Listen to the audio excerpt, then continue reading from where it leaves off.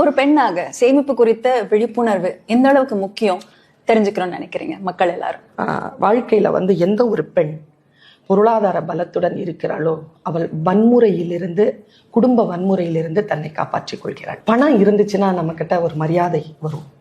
அந்த பணத்தை கொடுக்காம நம்ம கிட்ட சேர்த்து வச்சிருக்கக்கூடிய அந்த ஆளுமை பெண்களுக்கு வரணும். பெண் சுதந்திரம் என்பது சம்பாதிப்பதல்ல, சம்பாதிப்பதை சேர்த்து வைப்பதும், சேர்த்து வைப்பதை நம்முடைய திட்டத்தின்படி செலவழிப்பதும்.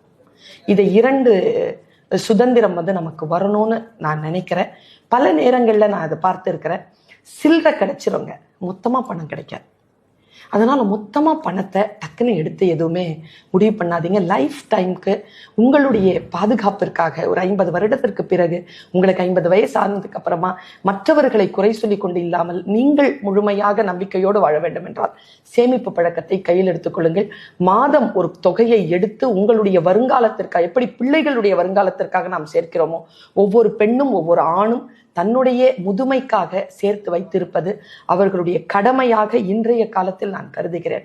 அதனால சேமிப்பை மிக கவனத்துடனும் அறிவார்ந்த வழிகாட்டுதலுடனும் அந்த சேமிப்பை நீங்கள் முன்னெடுக்க வேண்டும்.